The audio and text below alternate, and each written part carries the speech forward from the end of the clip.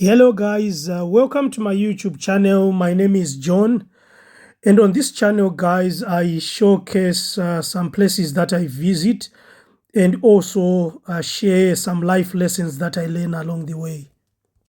And on this day I took time to drive around the island I was staying on, the island I was visiting, which is called the Isle of Wight. Just driving around to see more places and also just to soak in the views. There were so many scenic views that we saw as we drove along. And guys, come along with me and see some of the views that we got to enjoy on this visit.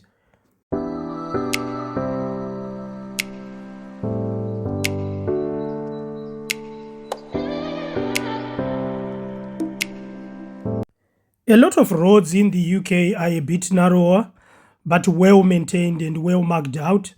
As you get used to them, they are such a pleasure to drive on. A lot of the urban areas in the UK have a mixture of old and new buildings. Some of the buildings date back to the 19th century, but they still stand and they are well maintained. And that just shows that this country has been developed for a very long time now, and also the good workmanship of the builders. Imagine building a building in the 19th century which still stands today. That's a good job. That's a good job.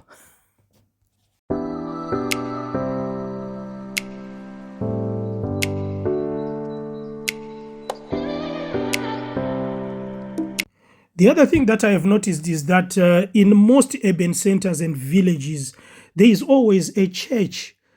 And I also understand that the king is the head of the Church of England. It just shows the history of this country as a Christian nation. And most of these churches are kept open during the day such that you can walk in, sit on the benches, have a little prayer, meditation, and continue with your day. This is such a good thing, which I love about England.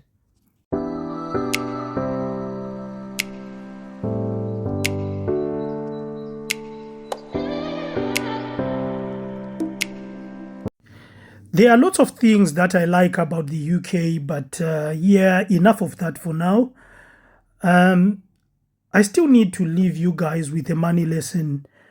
The money lesson that I'll leave with you today is that you should have an emergency fund for those rainy days. In order to enjoy financial stability, you need an emergency fund, a fund that you can tap into during those rainy days.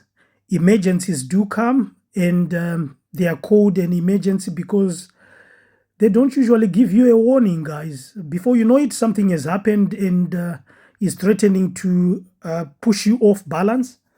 But if you have an emergency fund, this is a fund or a reserve that you can tap into until the storm is over.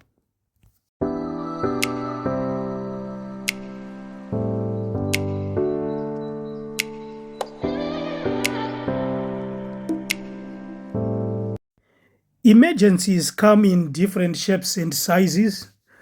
It can be you can lose your job suddenly, or it can be a bereavement back home, especially for us foreigners.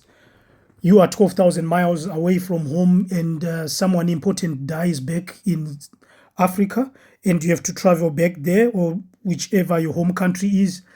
That can classify as an emergency, or your child gets sick and suddenly you need a lot of money to cover one or two things. So without an emergency fund, when you get desperate, you are bound to take maybe high interest debt by using your credit card. But if you have an emergency fund, you can dip into that emergency fund, deal with the emergency, and come out without suffering huge financial blows.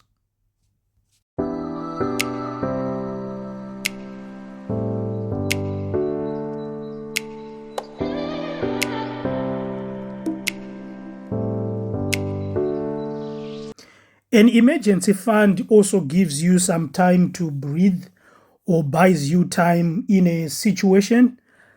You have time to think because you have some money to throw at the problem. It's one thing to face a situation and you have some money to deal with it, But I think it's very terrible to face a situation and you have nothing, no money to deal with that situation. And what I have also observed in the UK is not many people are able to lend you funds in a difficult situation. The good thing is banks are able to give you some money. You can get a loan from the bank or you can use your credit card. But you also don't want to quickly run to get into debt just because there has been an emergency when you can actually have your emergency fund to use in such situations. Of course, when you deplete your emergency fund, you can still go and borrow at the banks or ask a friend to help you. But it's just good to have an emergency fund as the first line of defense.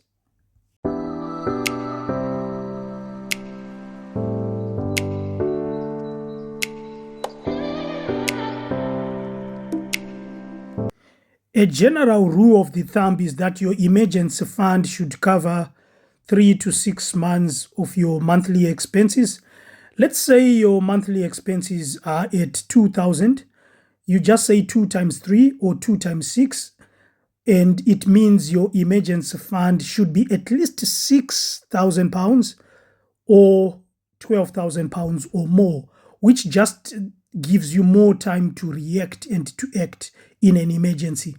So the higher or the deeper your emergency fund, the more comfort you have in emergencies.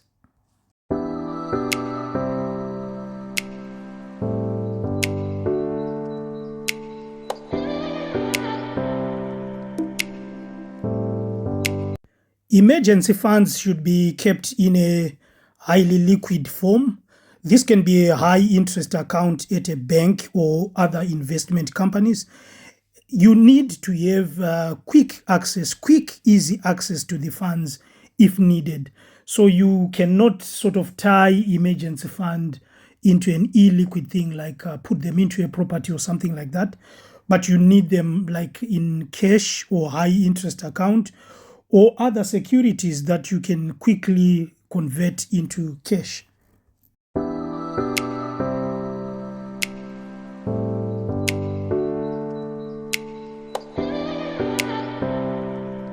Since we are talking about emergencies, other things that you need to be prepared in times of emergencies, you need a funeral policy. It's so expensive to carry a body from these foreign countries back to your home country. So you need a funeral policy should the inevitable happen and you die in a foreign country and you want to be buried back home. Even if you want to be buried in the country that you have adopted as your home country, you still need money for the funeral. So you just need a funeral policy. You also need a life policy, a policy that will pay out a certain amount of money should you die prematurely. This helps the surviving spouse to find their feet when they have just lost another income-earning member of the family. My encouragement is let's normalize talking about finances in our families, in our groups with friends. Let's normalize talking about some of these things. Let's normalize talking about preparing for emergencies, preparing even for our own deaths, because one day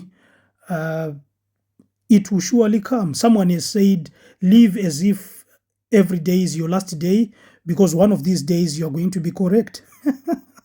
Because one of these days you're going to die. Yeah, so let's normalize talking about some of these things so that we are better prepared to face emergencies.